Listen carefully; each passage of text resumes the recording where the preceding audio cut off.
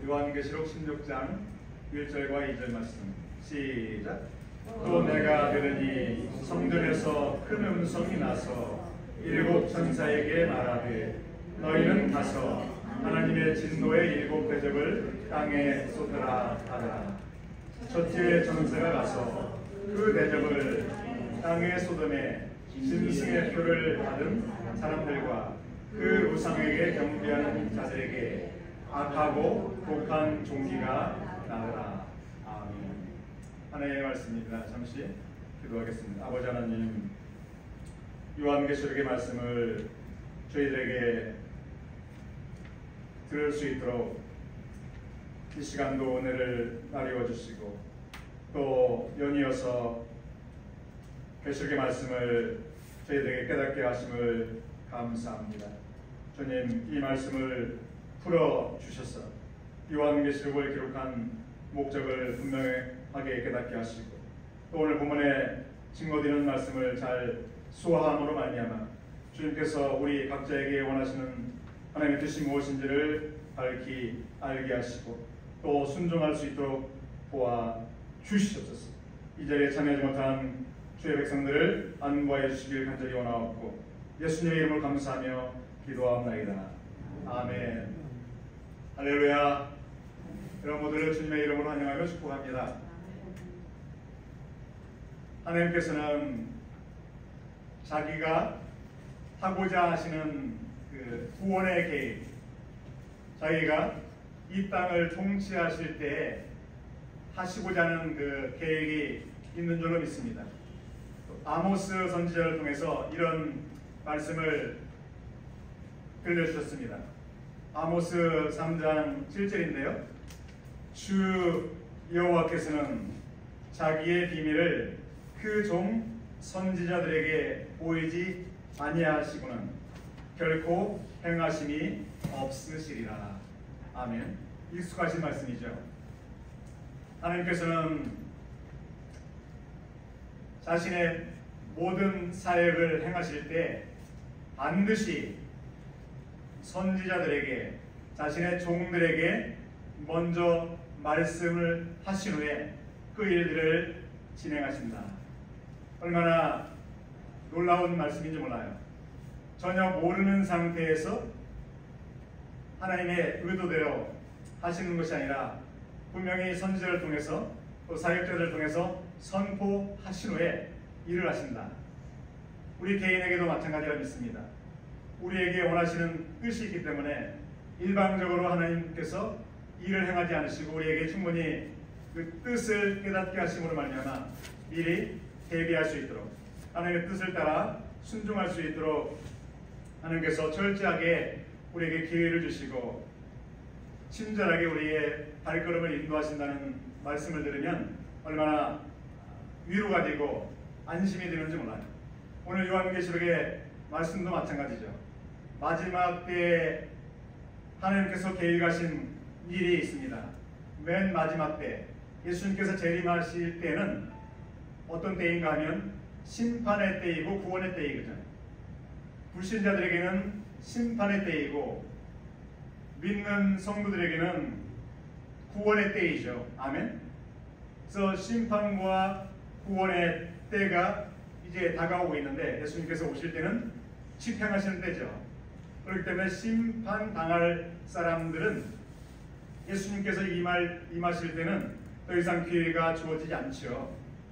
그래서 반드시 선지자들에게, 아모스 선지자에게 말씀하신 것처럼 반드시 심판 전에는 그 심판의 메시지를 듣고 회개할 수 있는 기회를 또다시 연이어서 최대한 부여하시는데 오늘 그 내용이 요한계시록 16장 1절에 증거되고 있어요.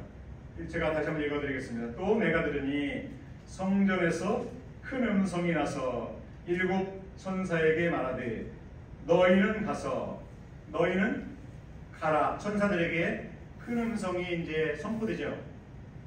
하나님께서 내 장로들에게, 내 천사들에게 말씀을 선언하실 때 그 내 천사들이 하나님을 보좌하는 그 별도의 4명의 그 장로들이 천사들에게 이렇게 말씀을 대언하는 거죠. 너희는 가라. 함께 따라서 하실까요? 가라. 가라 명령형이죠. 너희는 가라. 가서 무엇을 위해서 가라고 말씀하시는가? 하나님의 진노의 7 대접을 땅에 쏟아라. 가라. 어디로 가야 되는가? 어디로 가라고 말씀하실까요? 그 어디로 가라고 말씀하시는 그 지역은 어딘가 하면 땅이에요.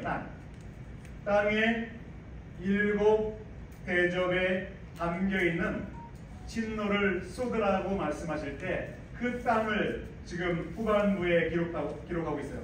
그 땅에 쏟으라. 너희는 그 땅에 가라. 이게 첫 번째 명령이죠.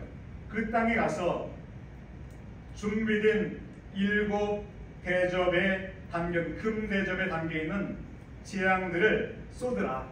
마치 모세가 애굽 땅에서 하나님의 말씀을 대언함으로 그 준비된 재앙들을 그 땅에 쏟은 것처럼 그 지역이 정해져 있어요.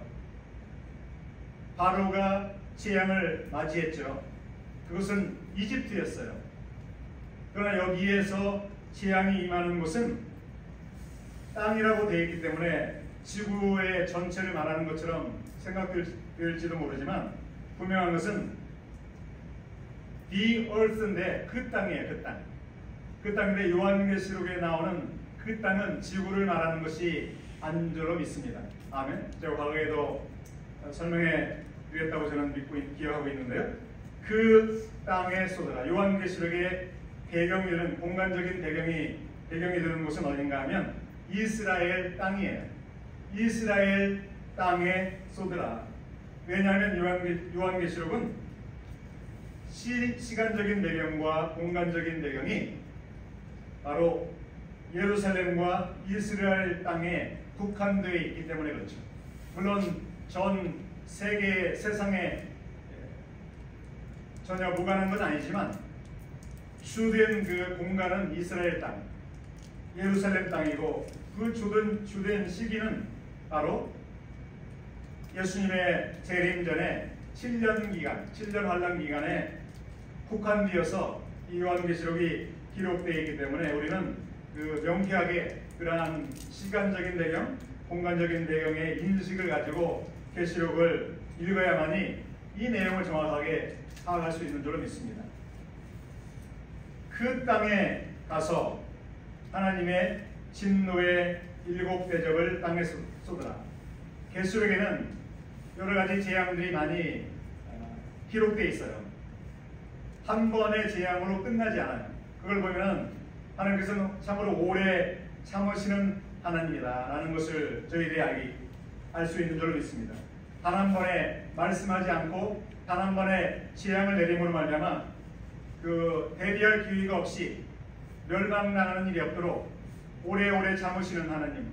지금도 예수님께서 승천하신 후에 2000년의 시간이 지난 것을 보면 얼마나 많이 하나님께서 참으시는지를 우리가 느낄 수 있죠. 그래서 사람들은 이제 이런 상태로 세상이 흘러가는 것이 아닌가라고 착각할 수도 있지만 결코 그렇지 않습니다. 아멘. 16장 이후에는 진노의 대접재앙이 소개되고 있어요. 진노의 대접재앙은 어떤 재앙인가? 15장 1절에도 그 내용이 다시 한번 반복적으로 기록되어 있는데 제가 읽어드릴게요. 15장 1절.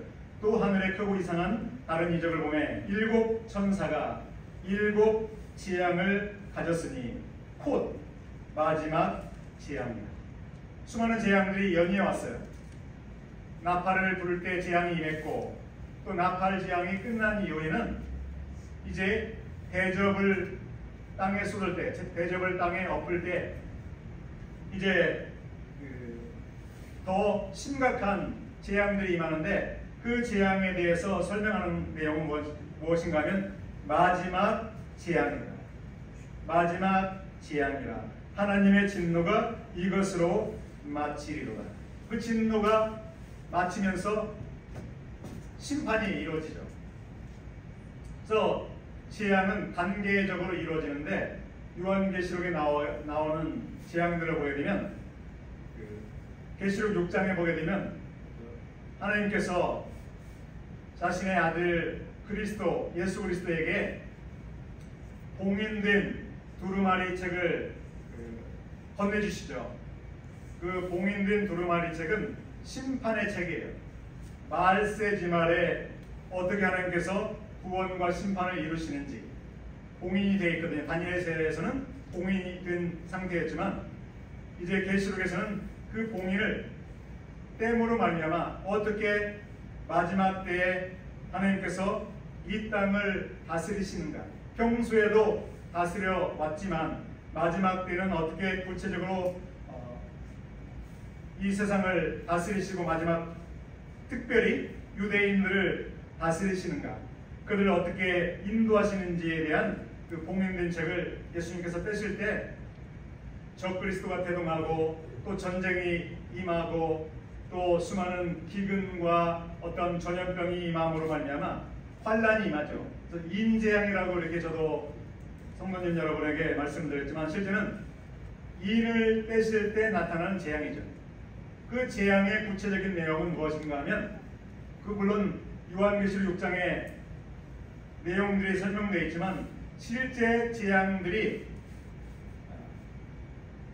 피부적으로 임하는 그 이름으로 임하는 재앙은 무엇인가 하면 함께 따라서 하실까요? 나팔 재앙.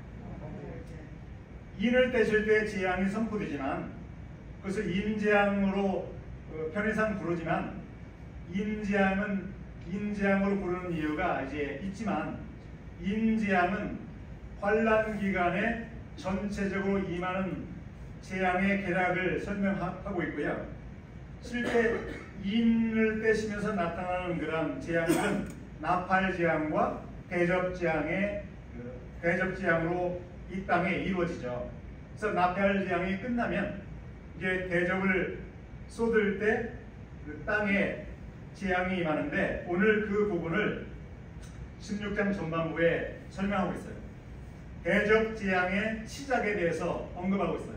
그 대접 재앙이 이제 진행이 되고 단계별로 진행이 되고 더 심화가 되고 전체적으로 어떤 수많은 죽음이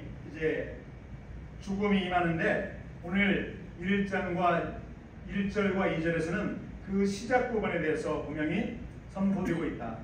다시 말해서 우리가 반드시 깨달아야 되는 내용은 무엇입니까? 함께 따라서 하실까요? 재앙은 반드시 임한다. 재앙이 반드시 임하는데 이 계시록 16장에는 이스라엘 땅에 그 재앙이 임한다.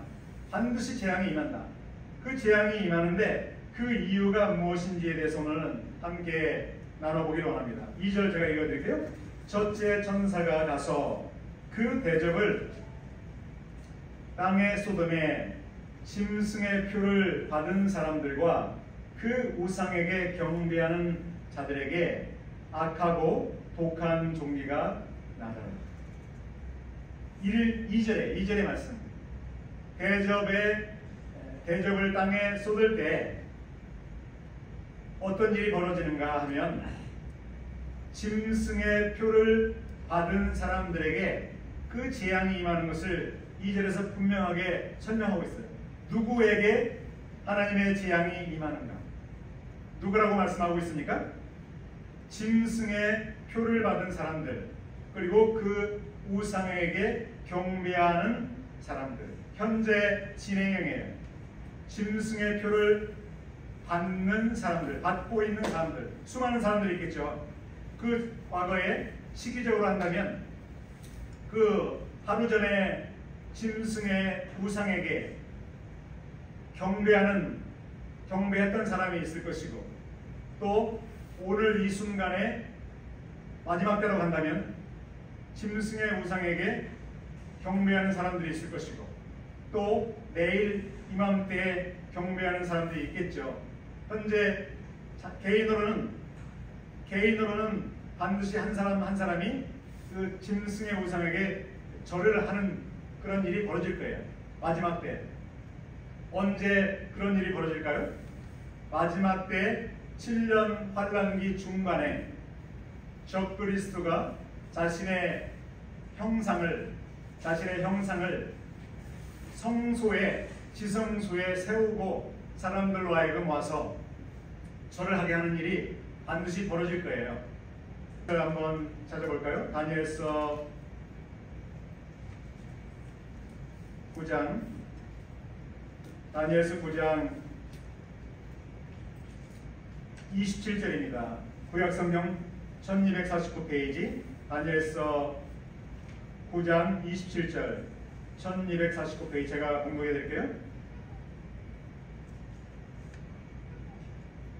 그가 장차 많은 사람들과 더불어 한 일해 동안에 언약을 굳게 맺고 그가 그 일의 절반에 제사와 예물을 금지할 것이며 그 3년 반 이후에 그가 적그리스도가 유대인들과 맺은 언약을 파기하고 나서 그 일의 절반에 7년 일의 절반이죠. 3.5년이 지난 후에 제사와 예물을 금지할 것이며 유대인들이 새로 건축한 환란 성전에서 희생제사를 드릴 때 그것을 중단시키고 나서 어떤 일을 할 것인가? 또 포악하여 가져간 것이 날개를 의지하여 설 것이며 또 이미 정한 종말까지 진노가 황폐하게 하는 자에게 쏟아지리라.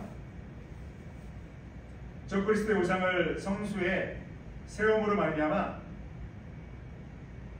사람들로 하여금 강요하게 되죠. 이곳에 와서 나에게 경배하라 라고 할 때 또 무지한 사람들, 여호와 하나님을 알지 못하고 예수 그리스도를 통해서 하나님을 알지 못하는 사람들이 그 압력에 굴복해서 절을 하는 사람도 있을 것이고 또 그 말에 동의해서 자발적으로 절을 하는 사람도 있겠죠.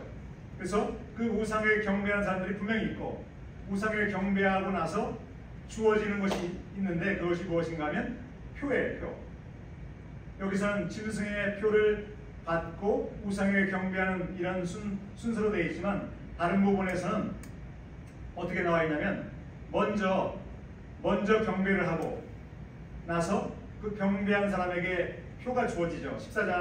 계시록 14장 9절에 이렇게 되어 있어요. 또 다른 전사 곧 셋째가 그 뒤를 따라 큰 음성으로 이르되 만일 누구든지 짐승과 그의 우상에게 경배하고 그리고 이마에나 표의 표를 받으면 이렇게 되어 있죠. 그래서 상식적으로 경배를 먼저 하겠죠.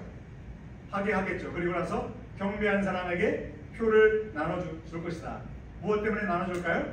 표를 받지 않은 사람, 경배하지 않고 표를 받지 않은 사람을 핍박하기 위함이 아니겠어요? 그래서 이런 일들이 벌어지는데 그런 사람들에게 진노의 대접재앙이 임하는 거죠. 그 대접재앙이 임함으로 말미암아 어떤 일이 벌어지는가? 계시록 16장 2절 후반부에 보니까 그들에게 악하고 독한 종기가 나더라. 그들이 잘못하고 있던 정말 우상을 숭배하는 것이 얼마나 큰 죄라는 것을 깨달을 수 있도록 하나님께서 종기를 보내 종기. 바벨론의 이집트에 수많은 어떤 질병을 보낸 것처럼 이집트인들은 아니지만 이방 사람들은 아니지만 유대인들이죠. 하나님의 백성으로 선택받았던 유대인들, 이스라엘 백성들이 하나님을 경배하는 것이 아니라 우상을 경배함으로 말미암아 그 죄가 얼마나 큰지, 우상 숭배가 얼마나 큰 죄인지를 깨닫게 하기 위해서 피부적으로 자신이 무엇을 잘못했는지 알 수 있도록 그 육체에 종기가 나도록 실질적으로 이론적으로 상징적으로 말하는 게 아니라 실질적으로 그 예루살렘 땅에 이스라엘 땅에 재앙을 내릴 때 나타나는 첫 번째 현상이 종기예요. 우상 숭배를 하는 것이 얼마나 큰 죄인지를 그들이 깨닫고 회개하도록 그 기회를 주시는 거죠. 재앙의 시작 단계. 그리고 더 한 가지 더 특기하는 것은 무엇입니까? 우상을 숭배하고 하나님을 이름을 망령되게 일컫는 사람들의 특징이 있어요. 여호와 하나님만 못 오가는 것이 아니라 또 특별히 그들이 병행해서 하는 악행들이 있는데 무엇일까요?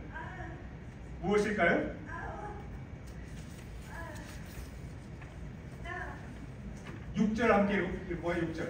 계시록 16장 6절이에요. 함께 읽어볼까요? 시작. 그들이 성도들과 선지자들의 피를 흘렸으므로 그들에게 피를 마시게 하신 것이 합당하니. 하나님을 모독하는 사람, 하나님의 이름을 망령되게 부르는 사람, 예수 그리스도를 알지 못하기 때문에 헛되게 하나님을 경배하는 사람들, 그들의 특징은 무엇이냐면 하나님을 예수 그리스도로 말미암아 온전하게 섬기는 사람들을 비난해요. 비난하는 것뿐만 아니라 핍박을 해요. 핍박. 예수 그리스도를 잘 믿고 하나님의 이름을 높이는 사람들은, 그래서 의인들이라고 하는데, 의인들은 고난이 심한 이유가 가짜들이 진짜들을 핍박해요. 이단들이 정통을 비난하죠. 제가 지난주 목요일에 다임스퀘어 현장에 전도를 갔다가 유타에서 온 몰몬교들을 만났어요. 백인 할아버지예요.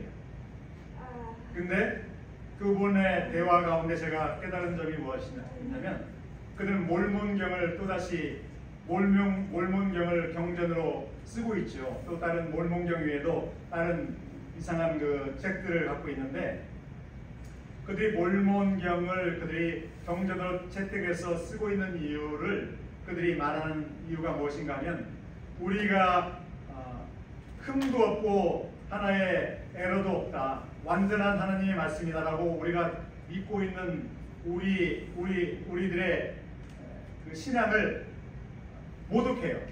성경은 많은 문제가 있다. 성경에는 많은 하자가 있고 모순이 있기 때문에 우리는 성경만을 경전으로 선택하는 것이 아니라 몰몬이 기록한, 계시를 받아서 기록한 몰몬경을 우리가 쓸 수밖에 없다. 왜냐? 성경이 불완전하기 때문에, 흠이 많기 때문에. 이렇게 해. 우리가 믿는 성경은 완전한 줄로 믿습니다. 아멘. 하나님의 성령으로 말미암아 감동을 받은 사람들이 기록한 하나님의 말씀이죠. 성경의 저자는 성령이죠. 그러나 이단들, 몰몬교, 또 다른 종교인들은 왜 다른 종교를 그들이 포기하지 않고 다른 하나님을, 다른 신앙을 가지고 살아가는가? 성경을 불신하기 때문이죠. 그 많은 성경을 믿지 못하기 때문이에요. 아멘. 그렇기 때문에 이단이 생기고 다른 종교가 생기고 유사 사이비들이 생기는 거예요. 그러면서 말만이 아니라 올바로 예수님을 구주로 영접하고 예수님을 주님으로 영접하고 예수님 안에서 하나님을 경배하는 사람들을 방관하지 않고 핍박해요. 그렇기 때문에 하나님은 진노하는 하나님, 하나님의 이름을 모독할 뿐만 아니라 하나님을 온전하게 섬기는 사람들을 핍박하고 피 흘린 사람들을 방관할 수 없는 거죠.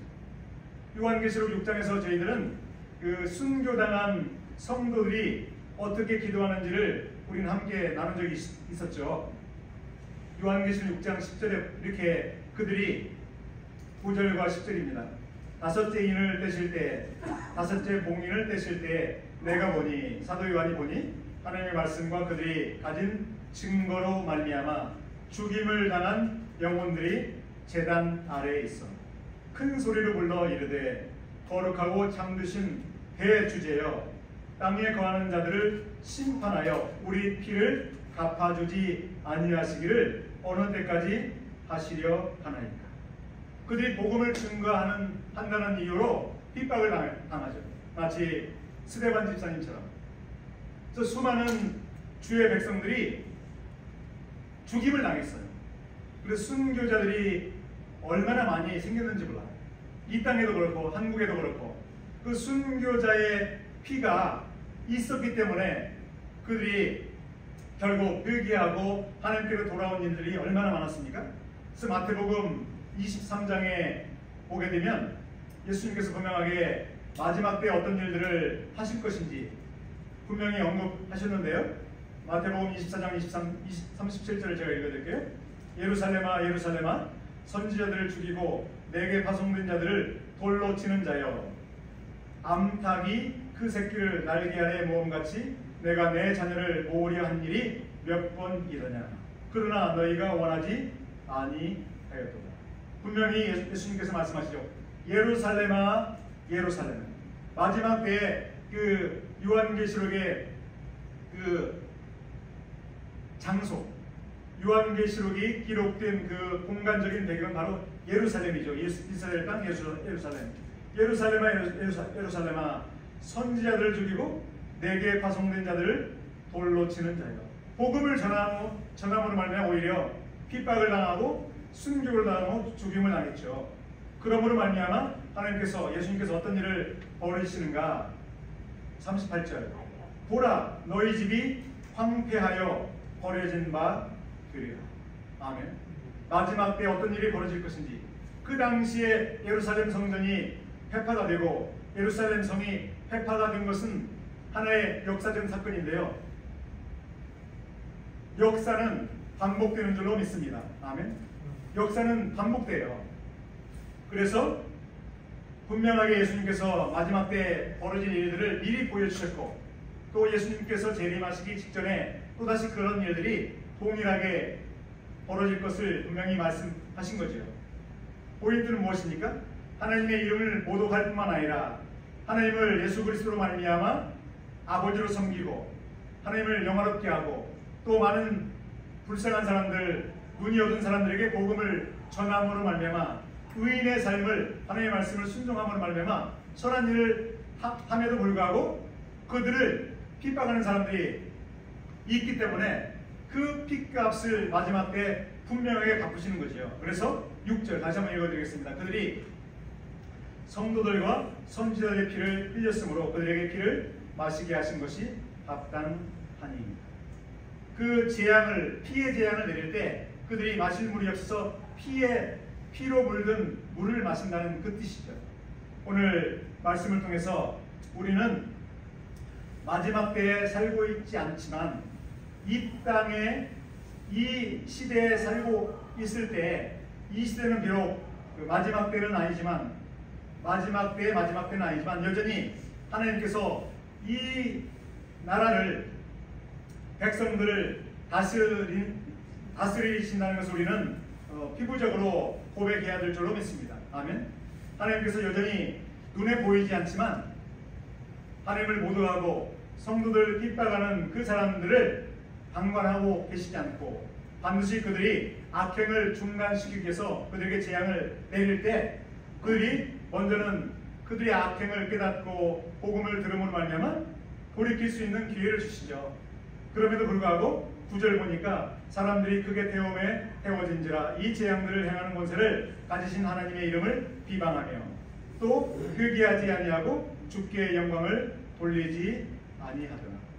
그 재앙을, 극심한 재앙을 당하면서도 회개하지 않는 그런 악한 사람들을 보게 돼요. 결국은 그들이 죽임을 당하는데 우리에게 주시는 메시지는 무엇입니까?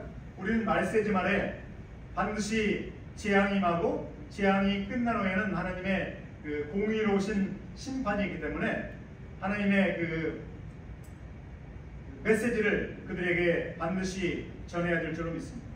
그래서 무슬림을 만나든 또 몰몬교도를 만나든 반드시 하나님의 살아계심과 또 마지막 때에 오래 참으신 하나님께서 이 땅에 예수님을 통해서 재림하셔서 반드시 악을 심판하시고, 특별히 그 하나님의 성도들을 핍박하는 그 핏값을 드린 사람들 결코 방관하지 않으시고 심판하신다는 사실을 분명히 증거함으로 말미암아 그들이 회개할 수 있는 기회를 그들이 갖도록 우리가 사역을 감당해야 될 뿐만 아니라 매일매일 거룩하신 하나님께서 우리로 하여금 원하시는 일이 있잖아요. 내가 거룩하니 너희도 거룩할지어다. 함께 따라서 하실까요? 내가 거룩하니 너희도 거룩할지어다. 마지막 때 우리 그리스도인들은 재앙이, 고센 땅에 재앙이 임하지 않은 것처럼 우리 그리스도인들에게 재앙은 임하지 않을 거예요. 그러나 신계가 없는 사람은 사생자라고 말씀하신 것처럼 그리스도인들에게 원하시는 것은 거룩이죠. 그래서 우리가 거룩한 삶을 살지 않고 또 하나님의 말씀을 순종하지 않을 때 우리에게 자칫 이 많은 여러 가지 환난들, 고난들이 주어질 때 우리가 하나님의 뜻을 분별하는 그러한 안목이 있어야 될 줄로 믿습니다. 그 하나님의 뜻을 날마다 구하고 그 뜻을 우리가 순종할 때 마지막 때 우리가 더욱더 아름답게 쓰임받게 될 줄로 믿습니다. 오늘 그러한 은혜가 저와 여러분 모두에게 충만히 임하시기를 주의 신명으로 간절히 소원하며 축복합니다. 기도할까요? 아버지 하나님 감사합니다. 마지막 때에 불신자들에게는 특별히 하나님의 이름을 모독하고 성도들을 핍박하는 사람들에게 이 말 극심한 환난, 그 환난이 있음을 우리가 깨달았습니다. 우리가 그들이 환난을 당하기 전에 복음을 담대히 선포함으로 그들이 주님께로 돌아올 수 있도록 인도하여 주시고, 특별히 마지막 때 살 때 특별히 우리가 우리에게 주시는 하나님의 뜻을 순종하지 못함으로 당하는 여러 가지 어려움들이 있다면 반드시 회개함으로 말미암아 더욱더 주님의 뜻에 순종하는 우리의 삶이 될 수 있도록 우리를 축복하여 주시옵소서. 살아계신 우리 주 예수님의 이름으로 감사하며 축복하며 기도합니다.